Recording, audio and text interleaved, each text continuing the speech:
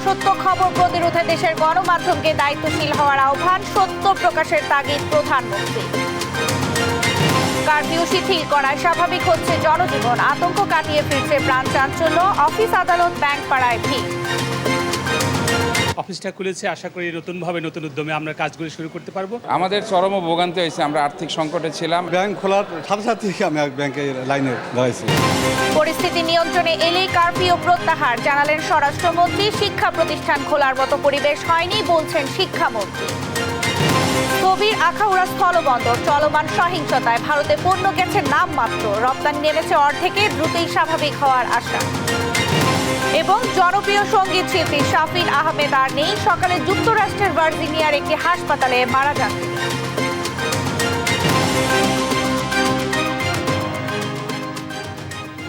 দেখছিলেন শিরোনাম সংবাদ সকালে, সঙ্গে আছে আমি শারমিন নাসি। এবারে থাকছে বিস্তারিত। বহির্বিশ্বে প্রচারিত অসত্য খবর প্রতিরোধে দেশের গণমাধ্যমকে আরও দায়িত্বশীল হওয়ার আহ্বান জানিয়েছেন প্রধানমন্ত্রী শেখ হাসিনা। বুধবার বিকেলে তেজগাঁওয়ে প্রধানমন্ত্রীর কার্যালয়ে এডিটর্স গিল্ডের সঙ্গে মতবিনিময় সভায় কথা বলেন সরকার প্রধান। এ সময় সত্য প্রকাশে এগিয়ে আসতে দেশীয় গণমাধ্যমকে তাগিদ দেন প্রধানমন্ত্রী। বিস্তারিত আলিমুজ্জামান সাফওয়ানের রিপোর্টে। দেশের সার্বিক পরিস্থিতি ও বিশ্বব্যাপী সংবাদ মাধ্যমের ভূমিকা নিয়ে এডিটর্স গিল্ডসের সাথে বুধবার বিকেলে মতবিনিময় করেন প্রধানমন্ত্রী শেখ হাসিনা। এ সময় বিভিন্ন গণমাধ্যমের সম্পাদক, বার্তা প্রধান ও সিনিয়র সাংবাদিকরা উপস্থিত ছিলেন। সরকার প্রধান বলেন, বিএনপি ও জামাত শিবিরের কর্মীরা ঢাকায় এসে সহিংসতা করেছে, টার্গেট করে দেশের গুরুত্বপূর্ণ স্থাপনায় চালিয়েছে ধ্বংসযজ্ঞ। সমস্ত বাংলাদেশ থেকে শিবির, জামাত এরা কিন্তু ঢুকে আসছে, সাথে সাথে ছাত্র দলেরও ক্যাডাররা কিন্তু সক্রিয় ছিল, কারণ যতগুলি ঘটনা ঘটছে এরাও কিন্তু সম্পৃক্ত। গণমানুষের আর্থসামাজিক উন্নতির জন্য, তাদের আয় বৃদ্ধি, তাদের চলাচল সুন্দর, তাদের জীবন মান উন্নত করবার জন্য যতগুলি স্থাপনা তৈরি করেছে সবগুলিতেই তারা আঘাত করেছে, সবগুলি তারা ভেঙে দিয়েছে। এ সময় সত্য প্রকাশে দেশীয় গণমাধ্যমকে এগিয়ে আসার তাগিদ দেন সরকার প্রধান। বলেন, বহির্বিশ্বে প্রচারিত অসত্য খবর প্রতিরোধে দেশের গণমাধ্যমকে আরও দায়িত্বশীল হতে হবে। এখন ডিজিটাল বাংলাদেশ করেছি, তার সুফল মানুষ পেয়েছে, কুফল মানুষ পেল। আপনাদের কাছে যার যতটুকু তথ্য দিয়ে আপনার এটা আপনাদেরকে ব্যাপকভাবে প্রচার করতে হবে, জনবার্তা সৃষ্টি করতে হবে। এখানে মানুষকে দোষ দিই না, মিথ্যাচারের হাত থেকে রক্ষা করা এবং মানুষজন সঠিক যে জানতে পারে সেইভাবে সংবাদগুলি পরিবেশন করা। দেশে আর কোনো রক্তপাত কাম্য নয় জানিয়ে দেশবাসীর উন্নয়নে কাজ করার কথা জানান প্রধানমন্ত্রী শেখ হাসিনা। আলিমুজ্জামান সাফওয়ান, দেশ টিভি, ঢাকা। পেরোডোয়া ব্র্যান্ডের গাড়ির কারখানা বাংলাদেশে স্থাপনের জন্য মালয়েশিয়াকে আমন্ত্রণ জানিয়েছেন প্রধানমন্ত্রী শেখ হাসিনা। বুধবার সকালে মালয়েশিয়ার বিদায়ী হাই কমিশনার হাজরা মোহাম্মদ হাশিম প্রধানমন্ত্রীর কার্যালয়ে বিদায়ী সাক্ষাতে এলে এ আহ্বান জানান তিনি। বিষয়টি সরকারের কাছে তুলে ধরার আশ্বাস দেন হাই কমিশনার। সেই সঙ্গে ছাত্রদের কোটা সংস্কার আন্দোলন ঘিরে নৈরাজ্যকর পরিস্থিতি নিয়ন্ত্রণে সরকারের ভূমিকার প্রশংসা করেন তিনি। বৈঠকে বঙ্গবন্ধু শেখ মুজিবুর রহমানের আমল থেকে দুদেশের মধ্যে দীর্ঘস্থায়ী ও বিদ্যমান সম্পর্কের কথা স্মরণ করেন তারা।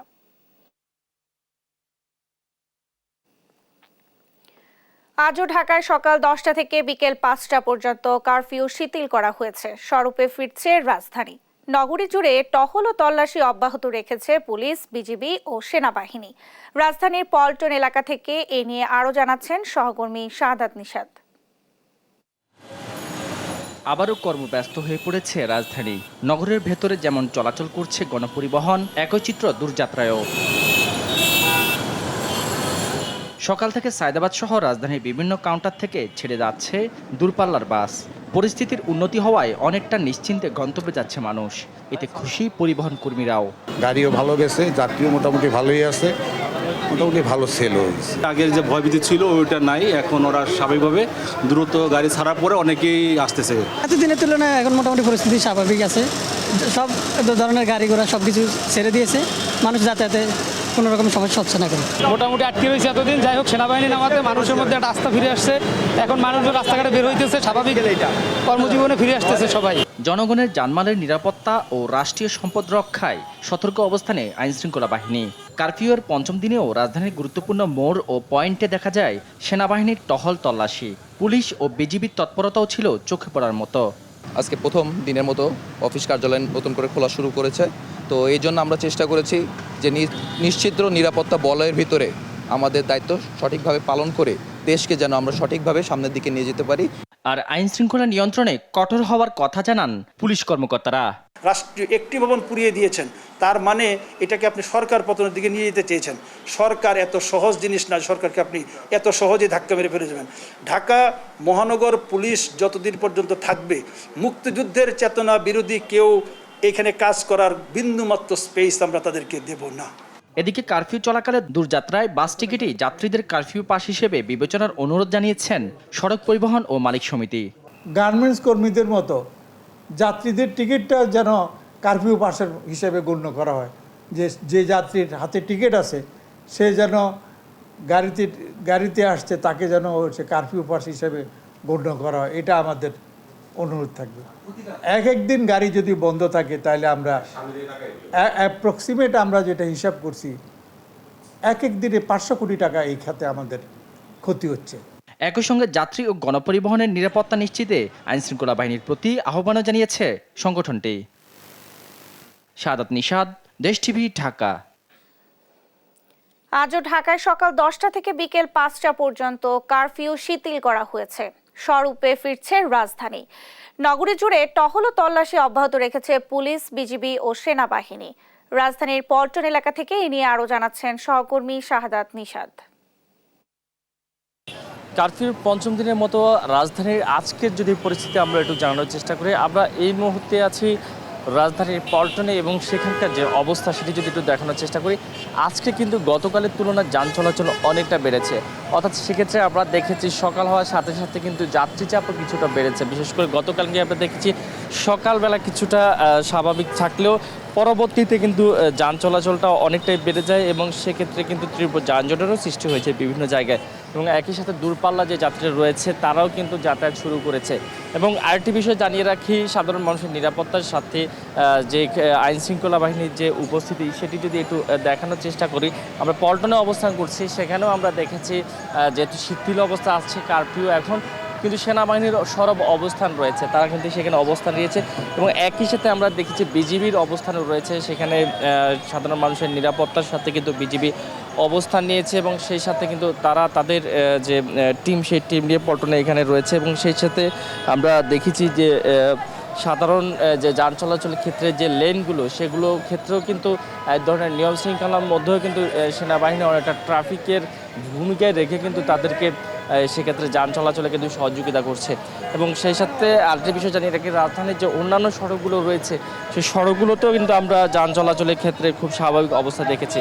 এবং একই সাথে যেহেতু আজকে বৃহস্পতিবার অফিস সময় এখন, সেই ক্ষেত্রে অফিস সময়ের ক্ষেত্রেও আমরা যে বিষয়টি দেখেছি যে মেট্রো রেল না চললেও মতিঝিলের যে যাত্রীরা রয়েছে তারা কিন্তু সেখানে পল্টন হয়েও কিন্তু অনেকে যাচ্ছে এবং সেক্ষেত্রে কিন্তু এই সড়কটিতে এক ধরনের চাপ লক্ষ্য করা যাচ্ছে এবং অনেকটা এখনও সকাল হয়ে উঠেছে এবং সেক্ষেত্রে আমরা দেখেছি যানজটও কিন্তু বেড়েছে।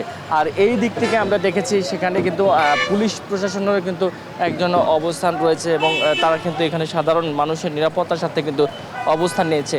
এবং সব কিছু মিলিয়ে যে পরিস্থিতি ঢাকাবাসী অর্থাৎ রাজধানী সহ সারা দেশ যে সহিংসতার যে চিত্র দেখেছিল সেই চিত্র থেকে কিন্তু অনেকটা এখন স্বাভাবিক অবস্থায় রয়েছে এবং সেক্ষেত্রে আইন শৃঙ্খলা বাহিনীর তৎপরতায় মানুষজন স্বাভাবিক জীবনে ফিরেছে, অফিস আদালত স্বাভাবিক অবস্থায় রয়েছে এবং সেই অবস্থায় কিন্তু আমরা গতকাল থেকে এখন পর্যন্ত দেখতে পাচ্ছি। তো এই ছিল রাজধানীর পল্টন থেকে আমার কাছে থাকা সবশেষ খবর। কারফিউ শিথিল করে অফিস আদালত খুলে দেওয়ায় কর্মজীবীদের ব্যস্ততা বেড়েছে ব্যাংক সহ আর্থিক প্রতিষ্ঠানগুলোতে, সেই সঙ্গে ভিড় দেখা যায় গ্রাহকদেরও। শাখা ভিত্তিক লেনদেন হলেও বন্ধ রয়েছে অ্যাপস ভিত্তিক সেবা। স্বাভাবিক ব্যাংকিং সেবা দিতে নিরবিচ্ছিন্ন ইন্টারনেট চেয়েছেন কর্মকর্তারা। বিস্তারিত ইফতেখার রেজা রিপোর্টে। 2 দিনের সাপ্তাহিক ছুটি ও টানা 3 দিন কারফিউ শেষে খুলেছে অফিস আদালত। প্রথম দিনে সচিবালয়ে প্রবেশে বেশ কড়াকড়ি আরোপ করা হয়। কয়েকদিনের ভীতিকর পরিবেশ কাটিয়ে কাজে ফিরতে পেরে খুশি কর্মজীবীরা। অনিবার্য পরিস্থিতির কারণে সেটা কিছুটা বিঘ্নিত হয়েছে। আমাদের অফিসে অনেকগুলো কাজও জমা পড়েছে, অফিসটা খুলেছে। আশা করি নতুনভাবে নতুন উদ্যমে আমরা কাজগুলো শুরু করতে পারবো। দেশের সরকার যে পরিস্থিতিতে সুন্দরভাবে এটা নিয়ন্ত্রণ করছে এবং আমরা চাই যে সুষ্ঠু পরিবেশ বজায় থাক এবং আমরা সুন্দরভাবে চাকরি করি। কর্মচঞ্চল হয়ে উঠেছে মতিঝিল ব্যাংক পাড়াও। বুধবার কারফিউ শিথিলের পর সকাল 11টা থেকেই লেনদেন করতে আসতে থাকেন গ্রাহকরা। হঠাৎ ব্যাংক লেনদেন বন্ধ হয়ে যাওয়ায় ভোগান্তির কথা জানান তারা। বন্ধটা হয়েছে হঠাৎ করে, তাই না? এটার জন্য তো মানুষ প্রিপেয়ার ছিল না। আমাদের চরম ভোগান্তি হয়েছে, আমরা আর্থিক সংকটে ছিলাম, এখন আজকে একটু ফ্রি হয়েছে। ব্যাংক খোলার সাথে সাথে আমি ব্যাংকের লাইনে দাঁড়াইছি। কারফিউয়ে আটকে পড়া কয়েকজন ভারতীয় নাগরিক জানান, ব্যাংক বন্ধ থাকায় ট্রাভেল ট্যাক্স জমা ও ডলার এন্ডোর্সমেন্ট করতে পারেননি। আমাদের ট্রাভেল ট্যাক্সটা দিতে অনেক সময় লেট হচ্ছে, আরও ডলারে এনরোজ করতে আমরা পারছি না। বাসে টিকিট করার পরে আপনার 19 তারিখে আমি টিকিট করেছিলাম, তারপর 19 তারিখের আপনার সকালে আমাকে জানিয়েছে যে আমার বাসের টিকিটটা ক্যান্সেল হয়েছে, কিন্তু এদিকে আমার ভিসার মেয়াদ শেষ আপনার 21 তারিখ। ব্যাংক কর্মকর্তারা বলছেন, কার্যক্রম শুরু হলেও অ্যাপস ভিত্তিক লেনদেনে সমস্যা রয়ে গেছে। গ্রাহক সেবা স্বাভাবিক করতে নিরবিচ্ছিন্ন ইন্টারনেট নিশ্চিতের আহ্বান জানান তারা। গ্রাহকদেরও নগদ টাকা তোলার যে একটা বিষয় সেটা, এবং কেউ কেউ জমা দিচ্ছেনও, মূলত এই দিকেই গ্রাহকের আগ্রহ বা চাপটা বেশি, এবং অন্যান্য স্বাভাবিক যে কার্যক্রম সেটাও আমরা চলমান রাখছি। অনলাইন লেনদেন সেটাতে আমরা আমাদের গ্রাহক সেবাটা নিতে পারছি। যে ব্যাংকিং খাতটা এই থেকে এই পাবলিক খাত থেকে বা আমি যেটা বলছি সেটা থেকে আলাদা করে কি করে চালানো যায়। আমরা খুব খুশি যে আজকে 4-5 দিন পরে আমাদের কিন্তু ব্যাংকিং খাত চালু হয়ে গেছে। এদিকে শেয়ার বাজার খুললেও লেনদেনে ছিল ঢিলে ঢালা ভাব। বিনিয়োগকারীদের আশা, বাজার গতিশীল করতে কার্যকর পদক্ষেপ নেওয়া হবে। ইনশাল্লাহ আমরা 2-1 দিনের মধ্যেই সেটা আমরা ভালো বাজার পাবো এবং সংশ্লিষ্ট কর্তৃপক্ষকে আমরা দাবি করছি তাদের কাছে, তারাও যাতে দ্রুত শেয়ার বাজার স্থিতিশীল হয় সে ব্যাপারে তারাও লক্ষ্য রাখবেন। কারফিউ শিথিলের সঙ্গে সঙ্গে রাজধানীর মার্কেট ও শপিং মলগুলোও খুলেছে, তবে আগের মতো নেই ক্রেতার আনাগোনা। ইফতেখার রেজা, দেশ টিভি, ঢাকা। নাশকতাকারীদের সর্বশক্তি দিয়ে চিহ্নিত করে আইনের আওতায় আনা হবে বলে জানিয়েছেন স্বরাষ্ট্রমন্ত্রী আসাদুজ্জামান খান কামাল। বুধবার সচিবালয়ে সহিংসতায় নিহত আইন শৃঙ্খলা রক্ষাকারী বাহিনীর 4 সদস্যের স্বজনদের সঙ্গে সাক্ষাৎকালে তিনি বলেন, পরিস্থিতি নিয়ন্ত্রণে এলে কারফিউ তুলে নেওয়া হবে। জয় যাদবের রিপোর্ট। কোটা আন্দোলনকে কেন্দ্র করে গেল কয়েকদিনের সহিংসতায় নিহত 3 জন পুলিশ ও 1 জন আনসার সদস্যের স্বজনরা বুধবার দুপুরে সচিবালয়ে স্বরাষ্ট্রমন্ত্রী আসাদুজ্জামান খান কামালের সঙ্গে সাক্ষাৎ করেন। এ সময় সহিংসতার চিত্র তুলে ধরে স্বরাষ্ট্রমন্ত্রী বলেন, পুলিশের উপর যেভাবে জঙ্গি কায়দায় নৃশংসতা চালানো হয়েছে তা 4 দলীয় জোট আমলের কথা স্মরণ করিয়ে দেয়। এটাই প্রমাণ করে যে সেই বাগমারার আপনার রাজশাহীর যে সেই জঙ্গির উত্থান, বাংলা ভাই যে উত্থান ঘটেছিল, সেই ধরনের জঙ্গি উত্থান, সেই ধরনের একটা কিছু কর্মকাণ্ড এই জামাত বিএনপির মানে তারা সবাই মিলে একটা উদ্দেশ্য নিয়ে এই ঘটনাটি ঘটিয়েছিল। সারা দেশে সহিংসতার ঘটনায় মামলা হচ্ছে উল্লেখ করে তিনি জানান, হামলাকারীদের ধরতে পুলিশি অভিযান অব্যাহত আছে। এই সময় নিরাপত্তা বাহিনী আর বসে থাকতে পারে না। আমরা আমাদের সর্বশক্তি দিয়ে তাদেরকে আমরা একের পর এক চিহ্নিত করব, তাদেরকে আইনের মুখোমুখি করব। এটাই আমরা এখানে থেকে এক পাও অভিযুক্ত আমরা সরে দাঁড়াবো। স্বরাষ্ট্রমন্ত্রী বলেন, পরিস্থিতি নিয়ন্ত্রণে এলে উঠে যাবে কারফিউ, আর সহিংসতায় কতজন মারা গেছেন সে তথ্য এখনো নেই। সেনাবাহিনী কাজ শেষ হলে দেশে যখন পরিবেশ ঠিক হয়ে যাবে, সেনাবাহিনী তাদের কাজে চলে যাবে, কারফিউ উইথড্র হবে এবং জনজীবন আবারও স্বাভাবিক গতিতে চলবে। দেখুন, আমাদের পুলিশের এবং আনসারের 4 জন মারা গিয়েছে, এটা আমরা সুনিশ্চিত। আমাদের পুলিশ ফায়ার ওপেন করার পরে কয়জন ইন্তেকাল করছে আমাদের এই মুহূর্তে আমরা হিসাব দিতে পারবো না, কারণ দুষ্কৃতিকারীরা তাদের বেশিরভাগই ডেড বডি নিয়ে গিয়েছে কিনা তাও আমরা জানি না। আমরা ডেড বডি কয়টা হয়েছিল তাও আমরা জানি না, কারণ আমাদের পুলিশের কাছে এইগুলি রিপোর্ট এরা করেনি। পরে নিহতদের স্বজনদের হাতে আর্থিক অনুদানের চেক তুলে দেন স্বরাষ্ট্রমন্ত্রী। আপনি নিশ্চিন্ত থাকেন। জয় যাদব, দেশ টিভি, ঢাকা। চলমান পরিস্থিতি পরিদর্শনে আজ রংপুর যাচ্ছেন স্বরাষ্ট্রমন্ত্রী আসাদুজ্জামান খান কামাল। এ নিয়ে আরো জানাচ্ছেন সহকর্মী রফিকুল ইসলাম। আমরা এই মুহূর্তে রয়েছে রংপুর মেট্রোপলিটন পুলিশের উপপুলিশ কমিশনার অপরাধ কার্যালয়ের সামনে, একই সঙ্গে ডিবি কার্যালয় কিন্তু রয়েছে, পাশাপাশি রয়েছে নবাবগঞ্জ পুলিশ ফাঁড়ির সামনে। স্বরাষ্ট্রমন্ত্রী আসাদুজ্জামান খান কামাল তিনি আজকে রংপুরে আসবেন। একই সঙ্গে তার সফর সঙ্গে রয়েছেন পুলিশের আইজিপি মহোদয় এবং পুলিশের শীর্ষ কর্মকর্তারা কিন্তু আজ তিনি রংপুরে আসবেন। সকাল 11টায় বিজিবির যে হেলিপ্যাড রয়েছে সেখানে তিনি নামবেন এবং সড়ক পথে তিনি প্রথমেই সার্কিট হাউসে আসবেন। এরপর যে ক্ষতর জন্য যে স্থাপনাগুলো রয়েছে সেই স্থাপনাগুলো তিনি পরিদর্শন করবেন। একই সঙ্গে বেগম রোকেয়া বিশ্ববিদ্যালয়ের যে উপাচার্যের বাংলো রয়েছে সেই উপাচার্যের বাংলোতেও কিন্তু তিনি যাবেন। তো এরপরে তিনি সাংবাদিকদের সঙ্গে কথা বলবেন এমনটি আমরা জেনেছি। এই যে স্বরাষ্ট্রমন্ত্রী মহোদয় আসবেন এবং পুলিশের যারা আহত রয়েছেন তাদের সঙ্গে তারা কথা বলবেন, পুলিশের শীর্ষ কর্মকর্তা যারা রয়েছেন তাদের সঙ্গে তিনি পরামর্শ করবেন। তো আমরা এই যে সংঘর্ষের পরবর্তী যে স্থাপনায় আগুন অগ্নিসংযোগ ভাঙচুরের ঘটনা, এই ঘটনায় এখন পর্যন্ত 12টি মামলা হয়েছে এবং 115 জনকে গ্রেফতার করা হয়েছে, আমরা এমনটি জেনেছি। তো এই ছিল রংপুর থেকে স্বরাষ্ট্রমন্ত্রী মহোদয় আগমনের সর্বশেষ খবর। এখনো শিক্ষা প্রতিষ্ঠান খোলার মতো পরিস্থিতি হয়নি বলে জানিয়েছেন শিক্ষামন্ত্রী মহিবুল হাসান চৌধুরী। বুধবার সচিবালয়ে স্বরাষ্ট্রমন্ত্রীর সঙ্গে বৈঠক শেষে তিনি বলেন, এখন অগ্রাধিকার এইচএসসি পরীক্ষা সম্পন্ন করা। মন্ত্রী বলেন, আলটিমেটাম দেওয়ার পর যখন সহিংসতা হয় তখন আলটিমেটামের উদ্দেশ্য নিয়ে প্রশ্ন ওঠে। জয় যাদবের আরও একটি রিপোর্ট। বুধবার দুপুরে সচিবালয়ে স্বরাষ্ট্রমন্ত্রীর সঙ্গে বৈঠক করেন আইনমন্ত্রী, শিক্ষামন্ত্রী ও তথ্য প্রতিমন্ত্রী। ঘণ্টা দেড়েকের বৈঠক শেষে শিক্ষামন্ত্রী বলেন, শিক্ষার্থীদের নিরাপত্তাকে প্রাধান্য দিচ্ছে সরকার। প্রতিনিয়ত পরিস্থিতি পর্যালোচনা করা হচ্ছে। স্বাভাবিক না হওয়া পর্যন্ত খুলবে না শিক্ষা প্রতিষ্ঠান। এইচএসসি পরীক্ষা সম্পন্ন করাই অগ্রাধিকার বলে জানান তিনি।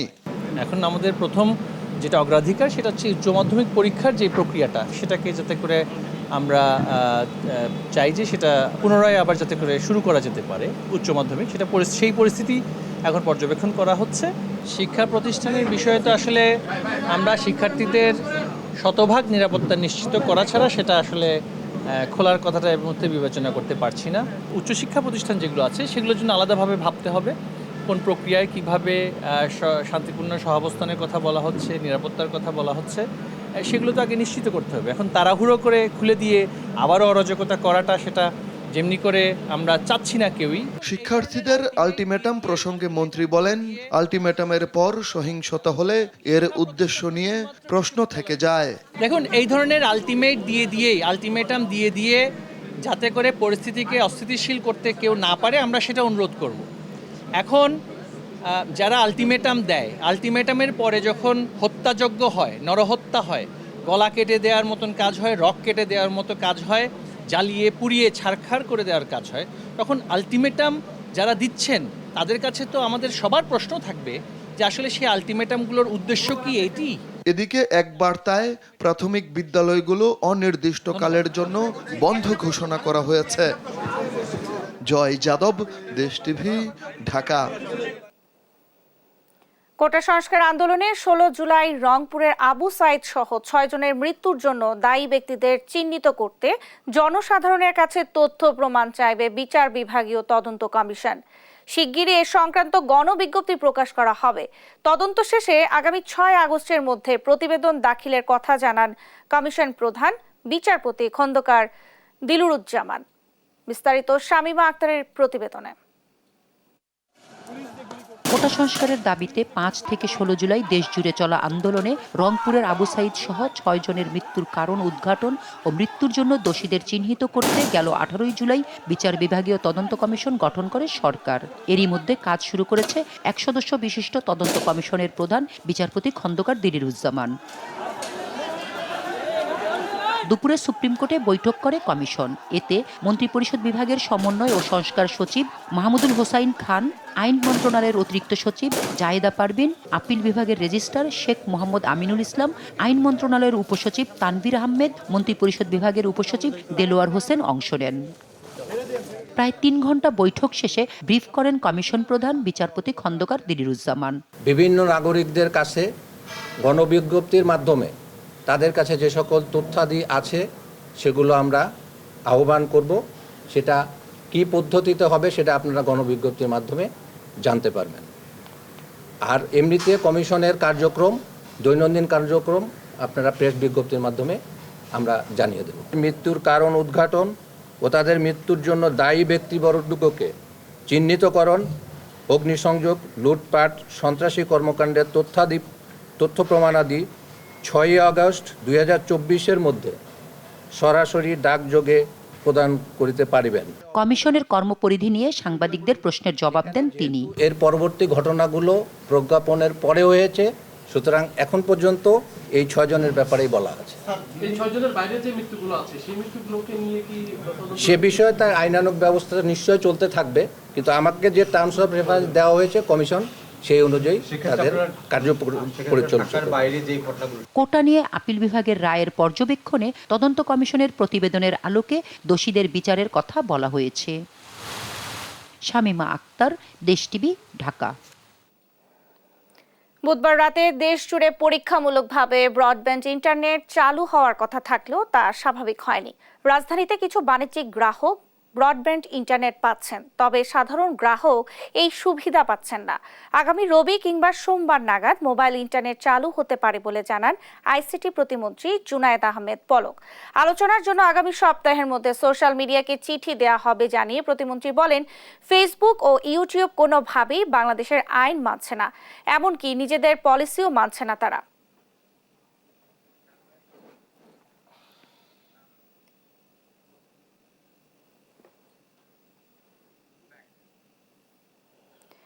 হৃদরোগে আক্রান্ত হয়ে মারা গেছেন ব্যান্ড তারকা ও সঙ্গীত শিল্পী শাফিন আহমেদ। বৃহস্পতিবার আমেরিকার ভার্জিনিয়ার একটি হাসপাতালে বাংলাদেশ সময় সকাল 6:50 শেষ নিঃশ্বাস ত্যাগ করেন এই কিংবদন্তি গায়ক।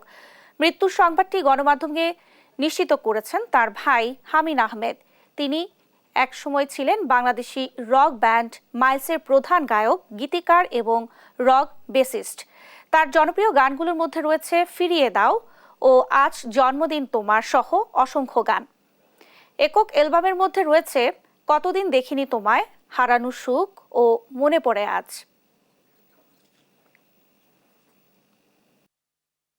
আমি যদি আপনাকে জানিয়ে রাখতে চাই, ভোলার যে এখনকার যে বন্যা পরিস্থিতি, সেই পরিস্থিতি কিন্তু এখনো পুরোপুরি স্বাভাবিক হয়নি। পানি উন্নয়ন বোর্ড থেকে বলা হয়েছে যে এই অবস্থা আরো 4 থেকে 5 দিন থাকবে, এবং পানি উন্নয়ন বলছিল যে এই পরিস্থিতি সৃষ্টি হয়েছে উজান থেকে নেমে আসা পানির ঢল এবং একই সাথে পূর্ণিমার জোয়ের প্রভাবে কিন্তু মেঘনার পানি বিপদসীমার উপরে প্রবাহিত হয়েছে। এবং আমি রয়েছি রাজাপুর ইউনিয়নে। একটু যদি আশেপাশের দৃশ্য দেখাতে চাই, দেখতে পাচ্ছেন যে এখনো কিন্তু অনেক এলাকায় জলাবদ্ধতার সৃষ্টি হয়েছে এবং মানুষের দুর্ভোগ সৃষ্টি হয়েছে। ভোলার যে বাঁধের বাইরে 30টি গ্রাম রয়েছে, গ্রামই কিন্তু জোয়ারের পানি প্লাবিত হয়েছে এবং মানুষজন অন্তত 50,000-এর মতো মানুষ কিন্তু পানিবন্দী হয়ে পড়েছেন। এবং সেসব এলাকার মানুষ কিন্তু এখন খাদ্য এবং বিশুদ্ধ পানির কিন্তু অনেকটাই সংকট দেখা দিয়েছে এবং ত্রাণের জন্য হাহাকার করছে। ত্রাণের জন্য কিন্তু তারা হাহাকার করছে। আমরা জনপ্রতিনিধিদের সাথে কথা বলেছি, তারা বলছিলেন যে আসলে এই মুহূর্তে যে অবস্থা বিরাজ করছে, মানুষজনের বেশিরভাগ ঘরে রান্নার চুলো জ্বলছে না, যে কারণে তারা কিন্তু অনেকটা অর্ধাহারে অনাহারের মধ্যেই রয়েছে। অনেকে আবার স্বজনদের কাছ থেকে খাবার এনে কিন্তু সংগ্রহ করছেন। ভোলা সদরের যে রাজাপুর রয়েছে, রামদাসপুর রয়েছে, মাঝেরচর রয়েছে এবং মদনপুর সহ কুকরিমুকরি সহ চরপাতিলা সহ বিভিন্ন এলাকায় কিন্তু এই যে জোয়ারের পানি প্রবেশ করেছে। এবং পানি উন্নয়ন বোর্ড থেকে বলা হয়েছে গতকালকে মেঘনার পানি ছিল 102 সেন্টিমিটার বিপদসীমার উপরে এবং আজকে সেই পানি যদিও কিছুটা কম, তারপরও আজকে কিন্তু মেঘনার পানি বিপদসীমার 85 সেন্টিমিটার উপর দিয়ে প্রভাবিত হচ্ছে। এবং যেহেতু আমরা জেনেছি পানিবন্দী মানুষের সাথে কথা বলে, তারা বলছিল যে পানি কিন্তু দিনে দুবার কিন্তু এখানে জোয়ারের পানি প্রবেশ করে, বিকেল নাগাদ প্রবেশ করে একবার এবং ভোর রাত নাগাদ একবার প্রবেশ করে। কিছু কিছু এলাকায় পানি নেমে গেলেও অনেক এলাকায় কিন্তু এখনো পানির জলাবদ্ধতার সৃষ্টি হয় এবং জোয়ার এলেই এই সমস্ত এলাকা প্লাবিত হয় এবং এসব মানুষ কিন্তু অনেকটা দুর্ভোগে পান। আমরা একটু এলাকার লোকজনের সাথে কথা বলবো। আপনাদের এখানে এই যে পানি বন্দি থাকার কারণে আপনাদের কি ধরনের সমস্যা হচ্ছে? আমরা আইতে যেতে কষ্ট হয়, পানি জোয়ারে ভরা থাকে। তখন আমরা আই ভিজা কাপড় ধুয়ে ভিজে আই। কতদিন ধরে আপনাদের এই অবস্থা ধরে তো আজকে প্রায় সপ্তাহ নেই। তখন আমরা কাপড় ধরে ভিজে পাল্টে আই রাস্তার বুড়ি। ধন্যবাদ। যেমনটি শুনছিলেন যে আসলে এখানকার যারা বাসিন্দা রয়েছেন তাদের দুর্ভোগের কথা, এবং আমরা কথা বলেছি পানি উন্নয়ন বোর্ডের সাথে। তারা বলছিল যে আরো 3 থেকে 4 দিনে জোয়ারের পানির তীব্রতা থাকবে এবং এরপর হয়তো স্বাভাবিক অবস্থা ফিরে আসবে। এবং তারা বলছিল যেহেতু বাঁধের বাইরে এলাকাগুলোতে পানি ঢুকছে, তারা এখানে বিকল্প বাঁধের চিন্তা ভাবনাও কিন্তু করছেন। তো এ ছিল আমার কাছে ভোলার বন্যা পরিস্থিতির সর্বশেষ তথ্য। ফিরে যাচ্ছি স্টুডিওতে। এক সপ্তাহ ধরে চলা অস্থিরতায় স্থবির হয়ে পড়েছে ব্রাহ্মণবাড়িয়ার আখাউড়া স্থলবন্দর। গেল 5 দিনে এ বন্দর দিয়ে ভারতে পণ্য রপ্তানি নেমেছে অর্ধেকে, কমেছে রপ্তানি আয়। ব্যবসায়ীরা জানান গেল কয়েকদিনে নামমাত্র মাছ ও সিমেন্ট ছাড়া রপ্তানি হয়নি অন্য কোনো পণ্য। সহকর্মী মেহেদিনুর পরশের তথ্য ছবিতে আরো জানাচ্ছেন আপন অপু। প্রাণচাঞ্চল্যে ভরা দেশের ব্যস্ততম স্থলবন্দর আখাউড়ায় 1 সপ্তাহ ধরে নেই কোনো ব্যস্ততা। কোটা আন্দোলন ঘিরে সহিংসতা ও অস্থিতিশীলতায় নেমেছে স্থবিরতা। স্বাভাবিক সময়ে এই বন্দর দিয়ে প্রতিদিন প্রায় $2 লাখ মূল্যের হিমায়িত মাছ, রড, সিমেন্ট, প্লাস্টিক পণ্য ও ফার্নিচার সহ অন্তত 15 থেকে 20 ধরনের পণ্য রপ্তানি হতো ভারতে। দেশ জুড়ে কারফিউ ও চলমান অস্থিরতায় গেল 5 দিনে এ বন্দর দিয়ে ভারতে গেছে নামমাত্র পণ্য। ইন্টারনেট না থাকায় 20 জুলাই থেকে 24 জুলাই পর্যন্ত ম্যানুয়ালি তথ্য লিপিবদ্ধ করে রপ্তানি হয় 53 টন মাছ ও 70 টন সিমেন্ট। এতে রপ্তানি আয় এসেছে প্রায় 1,65,00,000 টাকা, যা স্বাভাবিক সময়ের তুলনায় অর্ধেকেরও কম। আগে এই বন্দর দিয়া ট্রাক অনেক গাড়ি গেছে, আর এখন বর্তমানে আমরা 2-3 মাসের গাড়ি শুধু আসতেছি। 4-5 দিন ধরে তো আমাদের এই যেখান থেকে ম্যানুফ্যাকচারার তারা যেখান থেকে মালটা আসলে লুট দিবে সেখান থেকে তো সেরকম পরিস্থিতি হচ্ছে না যে তারা মালটা লুট করবে। আন্দোলনের পর থেকে আমাদের ব্যবসা প্রায় স্থবির হয়ে গেছে, আমাদের এখানে ব্যবসা নেই। C&F অ্যাসোসিয়েশনের নেতারা জানান বিভিন্ন এলাকা থেকে বন্দরে পৌঁছাতে পারেনি রপ্তানি পণ্যবাহী গাড়ি, তাই কমেছে রপ্তানি। সার্বিক পরিস্থিতির জন্য মালই বন্দরে আনতে পারতেছে না। মালের যেমন 15-20টা পণ্য আমরা মোটামুটি এক্সপোর্ট করি, তো এগুলা তো আনতে পারতেছে না, বন্দরে এসে পৌঁছতে পারতেছে না, মালও যাচ্ছে। বন্দর কর্তৃপক্ষ জানায় পরিস্থিতি স্বাভাবিক হলেই পুরোদমে শুরু হবে আমদানি রপ্তানি। নিউজ ডেস্ক, দেশ টিভি। আন্তর্জাতিক প্রসঙ্গ। গাজায় যুদ্ধ শেষ হওয়ার পর মধ্যপ্রাচ্যে নতুন জোট গড়তে চায় ইসরায়েল, যার নাম হতে পারে আব্রাহাম জোট। স্থানীয় সময় বুধবার মার্কিন কংগ্রেসে ভাষণ দেওয়ার সময় এই কথা বলেন ইসরায়েলি প্রধানমন্ত্রী নেতানিয়াহু। এদিকে নেতানিয়াহুর ভাষণ চলাকালে ক্যাপিটলের বাইরে জড়ো হয়ে অবিলম্বে গাজায় যুদ্ধবিরতির আহ্বান জানায় হাজারো বিক্ষোভকারী।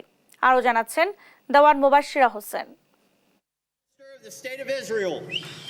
গাজায় যুদ্ধ বন্ধের আগেই যুদ্ধের পরে কি করবেন তা নিয়ে ব্যস্ত নেতানিয়াহু। এবার মধ্যপ্রাচ্যে নতুন জোট গড়তে চায় ইসরায়েল। স্থানীয় সময় বুধবার ওয়াশিংটনে মার্কিন কংগ্রেসের যৌথ অধিবেশনে দেয়া এক ভাষণে এই আহ্বান জানান তিনি। ভাষণে নেতানিয়াহু বলেন, যুক্তরাষ্ট্র ও ইসরায়েল মধ্যপ্রাচ্যে নতুন জোট গড়তে পারে, যার নাম হতে পারে আব্রাহাম জোট। সেই সঙ্গে সংশ্লিষ্ট অন্যান্য দেশগুলোকে এ জোটে যুক্ত হওয়ার আহ্বানও জানান। Would be a natural extension of the groundbreaking Abraham Accords. আমি যে নতুন জোটের কথা ভাবছি তা হবে আব্রাহাম অ্যাকর্ডের সম্প্রসারণ। এটি ইসরায়েল এবং কিছু আরব দেশের মধ্যে শান্তি স্থাপন করেছিল। এর সাথে মিল রেখে নতুন এই জোটের নাম দিতে চায় আব্রাহাম জোট। I think we should call it the Abraham Alliance. গাজায় চলমান যুদ্ধ জিইয়ে রাখতে ইসরায়েলকে সহায়তা করার জন্য প্রেসিডেন্ট জো বাইডেনকে ধন্যবাদ জানান তিনি। এদিকে ইসরায়েলকে দ্রুত মার্কিন সামরিক সহায়তা গাজা যুদ্ধের সমাপ্তি ঘটাতে পারে বলেও মন্তব্য করেন নেতানিয়াহু। তবে গাজায় যুদ্ধবিরতি নিয়ে কিছু বলেননি তিনি। Give us the tools and we'll finish the job. এক পর্যায়ে ইসরায়েলের প্রধানমন্ত্রীকে যুদ্ধাপরাধী ও গণহত্যায় দায়ী করে প্ল্যাকার্ড দেখান দুই ডেমোক্র্যাট নেতা। এছাড়া বেশ কিছু ডেমোক্র্যাট নেতা এই ভাষণে যোগ দেননি। এদিকে নেতানিয়াহু যখন মার্কিন কংগ্রেসের যৌথ অধিবেশনে ভাষণ দিচ্ছিলেন, তখন ওয়াশিংটনে ক্যাপিটল ভবনের বাইরে হাজারো মানুষ বিক্ষোভে যোগ দেন। গাজায় অবিলম্বে যুদ্ধবিরতির দাবি জানান তারা। দেওয়ান মুবাশশিরা হোসেন, নিউজ ডেস্ক, দেশ টিভি।